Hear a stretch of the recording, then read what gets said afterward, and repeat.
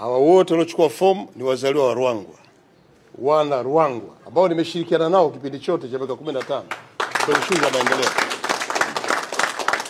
Kwa hiyo wanakuja kwetu, wanakuja kwenu wananchi, kuja kuendeleza jitihada ambazo tumezifanya kwa pamoja, kuja kuendeleza utekelezaji wa ilani ya Chama cha Mapinduzi, kuja kuhakikisha kwamba Ruangwa inapaa kwa kasi.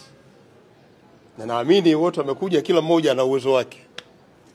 Tunatarajia jitihada zake binafsi, lakini mshikamano ambao sisi tutawapa, na mimi mwenyewe nitakuwa pamoja nao wote pamoja waliokuja kuchukua fomu.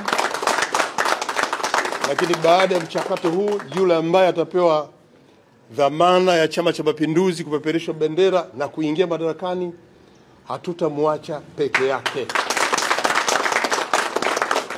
Kwa wana Ruangwa, tuone haya mabadiliko ni ya kawaida. Ni safari ambayo Mwenyezi Mungu pia huwa anaongoza. Mwenyezi Mungu amepanga kila mmoja na shughuli zake na namna yake, mwanzo wake na ukomo wake. Kwa hiyo maamuzi haya pia yameongozwa na Mwenyezi Mungu kwa nia njema kabisa. Na makada waliokuja leo kuchukua fomu na wameongozwa na Mwenyezi Mungu waje kuchukua fomu. Lakini mwisho wananchi watafanya maamuzi ya kumchukua mmoja miongoni mwao. Kwa tabia tuliojijengea wana Ruangwa, huwa tutengani. Sisi tulipoanza mwaka 2010 tulikuwa 12. Na baada ya mchakato mimi kuingia madarakani, wale 11 tumeendelea kufanya na kazi nao mpaka leo hii. Kwa leo wanakuja hawa mpaka muda huu, kwa sababu muda baada hujaisha. Saizi 4, labda wengine watakuja. Sote baada ya kukamilika kwa mchakato tutaendelea kuwa wamoja. Ni wasihi wajumbe wa kamati ya siasa, tuwape ushirikiano.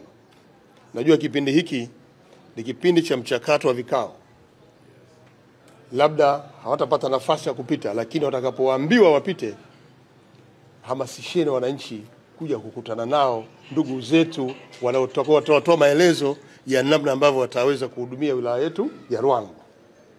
Kwa hiyo niwapongeze ili kuwakabidhi rasmi jimbo la Ruangwa. Jimbo la Ruangwa ambalo lina mshikamano wa pamoja, wana CCM lakini na vyama vingine vya siasa.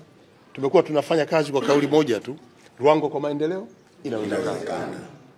Na leo wanapokuja hawa wanakuja kuongeza nguvu ya kuweza kuiletea Ruangwa maendeleo.